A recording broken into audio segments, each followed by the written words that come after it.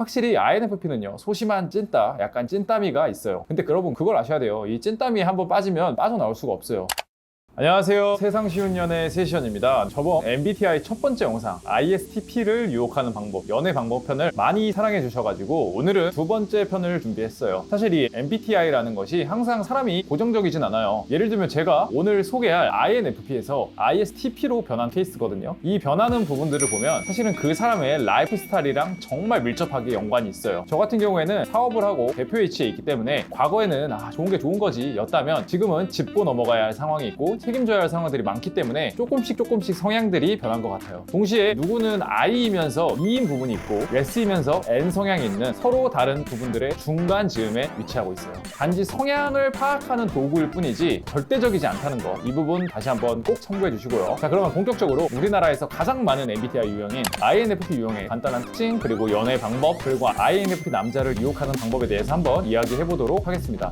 자, 제가 원래는 INFP라고 했죠. 사실 ISTP로 바뀌긴 했지만 여전히 큰 성향들은 비슷해요. 가장 큰 특징은요, 나의 시간, 나의 공간 자체를 존중받아야 한다는 거예요. 이 INFP 성향은요, 대체적으로 많은 사람들을 만나거나 같이 어울리는 곳에서 에너지를 받는 것보다는 에너지를 빨리는 경향이 있어요. 그래서 힘들고 지칠 때는 혼자 반드시 쉬어야 돼요. 연애에서도 여러분 마찬가지예요. 자신의 일정한 공간이 있어야 하고 그 부분을 상대가 넘어서 들어오면요, 거기에 상당한 스트레스를 받아요. 자, 예를 들어볼게요. INFP 성향은요, 대체적으로 회피형 연애를 할 가능성이 높아요. 즉 어떤 다툼 포인트가 있으면 그걸 그 자리에서 그냥 다 풀어내기보다는 조금 더 시간을 가지고 그걸 풀길 원하는 성향이 되게 많다는 거죠. 자, 그런데 상대방이 그 즉시 문제를 해결하고 싶은 사람이라면 INFP 입장에서는요, 이게 자신의 선을 넘었다고 생각을 해요. 자, 물론 이걸 막 대놓고 너 내 손 넘었어 라고 드러내지는 않아요. 하지만 그 즉시 문제를 풀어내는 것에 대해서 스스로는 정말 좀 강한 스트레스를 받습니다. 저는 실제로 이 다툼 상황이 오면요, 그 즉시 진짜 풀고 싶어도 도저히 그 순간에 알맞은 단어나 표현들이 머릿속에 떠오르지가 않더라고요. 그냥 우선 이 상황에서 스트레스를 받으니까 잠시 조금 멀어지고 싶은 그런 성향이 제 본능 속에 있어요. 자, 아마 많은 INFP 분들은요 공감할 겁니다. 그래서 보통 INFP가 헤어진 경우를 보면요, 상대방의 요구,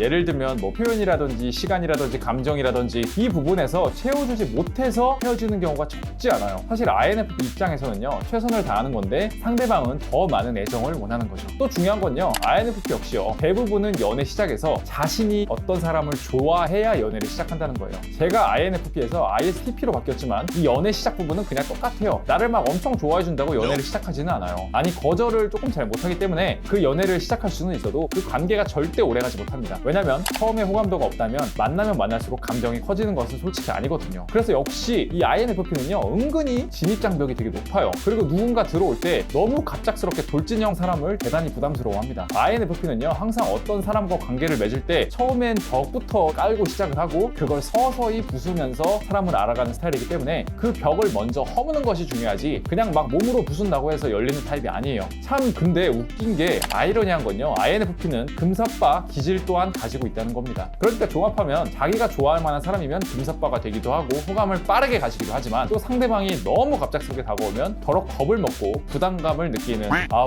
실제 제 과거 성격이었는데 참 죄송합니다. 네, INFP는요 감수성이 조금 풍부한 편이에요. 그래서 한극이 있어요. 바로 논리, 팩트, 이성적인 사람들이에요. 자, 이런 사람들이랑 대화하는 것 자체에서 피로를 느껴요. 실제로 저는 이거는 연애뿐만 아니라 이런 친구를 만나도 상당히 피로감을 느낍니다. 제 친구 중에서요, 진짜로 상당히 논리적이고 객관적인 친구가 있어요. 자, 이 친구는요 실제로 장점이 참 많은 친구예요. 그런데 퇴근 후에 술 한잔 할 때는 참 부르기가 쉽지 않아요. 왜? 내가 퇴근하고 술자리에서 기대한 거 같이 서로를 이야기를 하고 공감해 주는 거거든. 근데 거기에서 잘잘못을 따지는 게 아니에요. 그게 잘 됐든 잘못됐든 그냥 그런 이야기를 하는 것 자체에 피로감을 느낀다는 거죠. 자, 그렇기 때문에 만약 본인이 너무 이성적이고 논리적이고 논쟁적인 사람이라면 INFP를 만났을 때는 그런 부분에서 반드시 스스로 변화를 줘야 됩니다.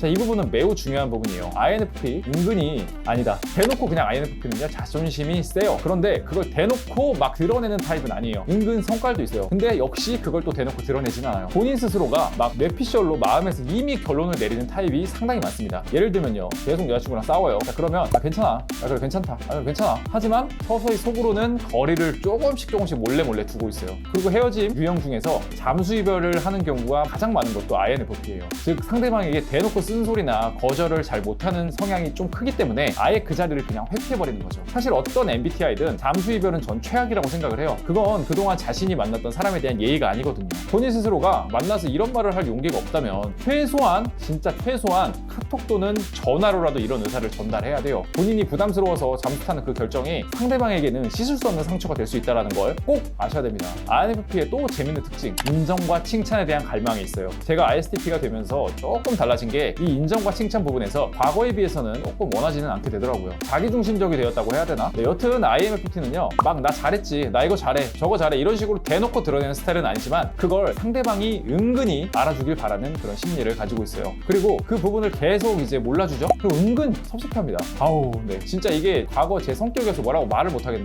네, 실제로 제가 작년에 바디 프로필을 찍었거든요. 솔직히 사람들에게는 아 이거 자기만족이다, 그냥 날 위해 한 거다라고 이야기를 했지만 그때 당시 여자친구에게 나 이 정도는 노력한다라는 걸 솔직히 인정받고 싶었어요. 그 딱 바디 프로필 찍은 날 저랑 같이 여자친구 갔었는데 딱 제가 2시간 정도 촬영을 하고 저한테 이런 말을 하는 거예요. 아 오빠 정말 멋있었어. 그 말이 진짜 한 달이 가던데요. 확실히 INFP는요 소심한 찐따, 약간 찐따미가 있어요. 근데 여러분 그걸 아셔야 돼요. 이 찐따미에 한번 빠지면 빠져나올 수가 없어요. 원래 그거 아시죠? 갑자기 남자친구가 귀여워 보이면 그건 답이 없는 거라고, 아예 빠진 거라고, 이런 말 들어보셨죠? 자, 그런데 그거보다 한 단계 높은 중독이 뭐다? 찐따입니다. 자, 그럼 지금까지의 내용을 바탕으로 우리가 INFP를 유혹하기 위해서 어떻게 해야 할까요?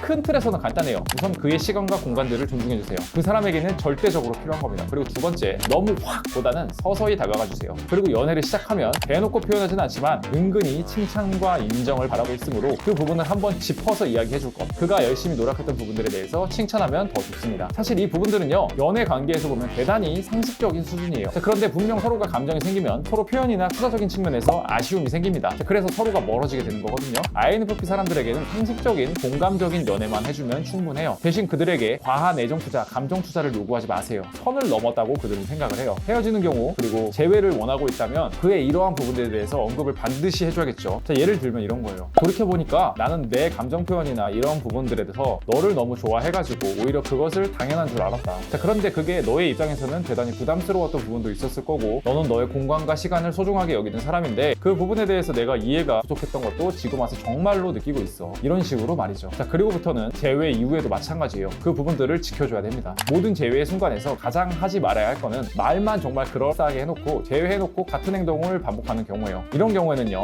99% 반드시 다시 헤어지게 되고 다시 잡으려고 할 때 난이도가 4배 이상 높아집니다. 꼭 기억해 주시고요. 자, 오늘은 우리나라에서 가장 많은 유형인 MBTI, INFP에 대해서 이야기를 해봤어요. 꼭 본인의 삶에 적용하셔가지고요 보다 행복한 연애 재회를 하시길 진심으로 기원합니다. 네, 저희 세션에서는요 오로지 여성분들을 위해서 연애 그리고 재회에 대한 컨설팅 그리고 장기 코칭 그리고 PDF 전자책을 제공해드리고 있어요. 아래 고정 댓글 링크를 참고해주시면 더 많이 얻어가실 수 있으실 겁니다. 네, 오늘 영상은 여기까지고요. 오늘 영상이 마음에 드셨다면요 구독하고 좋아요 한 번씩 부탁드리겠습니다. 감사합니다.